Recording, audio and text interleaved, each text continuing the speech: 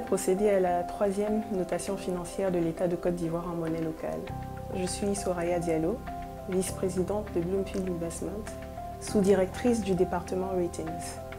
Alors pour cette troisième notation financière, nous avons maintenu à long terme la note de A- et à court terme la note de A2. Il s'agit donc de notes d'investissement qui indiquent un risque de crédit faible. Pour rappel, cette notation financière vise à établir la qualité de crédit de l'État de Côte d'Ivoire et donc sa capacité et sa volonté à honorer ses engagements en monnaie locale, donc en francs CFA pour ce qui nous concerne. Cette qualité de crédit est soutenue par une croissance économique qui demeure forte en 2017 à 7,8%, qui est toutefois légèrement en deçà de la croissance économique de 8,3% observée en 2016. Cette croissance-là, bien sûr, elle illustre une capacité de résilience de l'économie ivoirienne dans un contexte en 2017 qui a été marqué par des chocs aussi bien internes qu'externes, avec notamment la baisse des cours du cacao au niveau international. La Côte d'Ivoire poursuit en 2017 la mise en œuvre de son PND 2016-2020 qui vise donc à établir une transformation structurelle de l'économie par l'industrialisation du secteur agricole. Dans le cadre donc de la mise en œuvre de son plan national de développement, l'État de Côte d'Ivoire mobilise des financements importants sur les marchés financiers intérieurs et au niveau international également. On observe donc dans ce cadre une augmentation du niveau d'endettement de la Côte d'Ivoire avec un taux d'endettement qui s'établit en 2017 à 42,7%. Ce taux d'endettement, toutefois, reste largement en deçà de la norme communautaire qui est de 70% maximum du PIB et indique que la Côte d'Ivoire poursuit la mise en œuvre de sa stratégie d'endettement en termes de viabilité et de soutenabilité. On a une marge de manœuvre qui demeure importante et cette marge de manœuvre-là est soutenue par une augmentation continue des recettes intérieures. Elle est soutenue également par la mise en œuvre de réformes qui vont permettre l'élargissement de l'assiette fiscale et par l'amélioration globale de la gestion des finances publiques. Toutefois, il faut souligner que les chocs externes ainsi que les revendications sociales de 2017 ont fortement impacté le budget de l'État en 2017.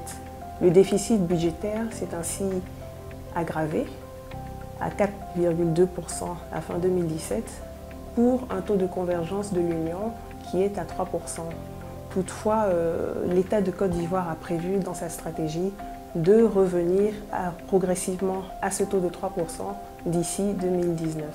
Les besoins sociaux de la Côte d'Ivoire demeurent importants en 2017 en dépit des efforts qui sont mis en œuvre par l'État, soutenus par les bailleurs de fonds, pour réduire le niveau des déficits en infrastructures de base, notamment sanitaires et éducatives. La Côte d'Ivoire reste exposée à un certain nombre de risques.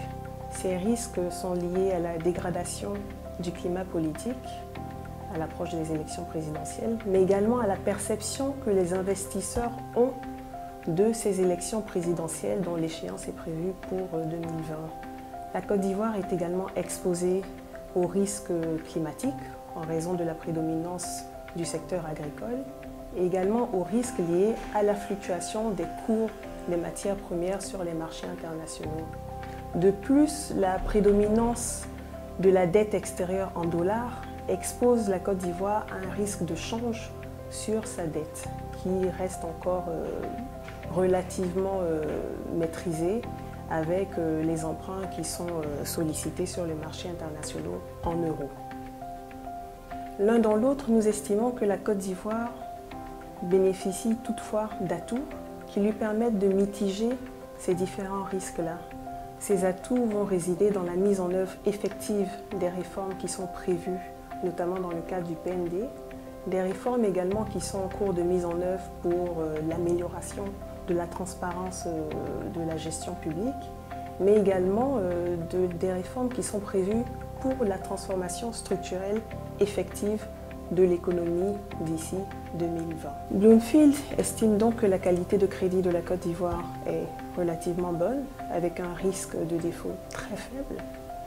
Nous observerons l'évolution de la situation sociopolitique jusqu'aux élections à venir en 2020 et également la mise en œuvre prévue des différentes réformes. Bloomfield Investment se tient à votre disposition pour toute information complémentaire. Et nous vous remercions.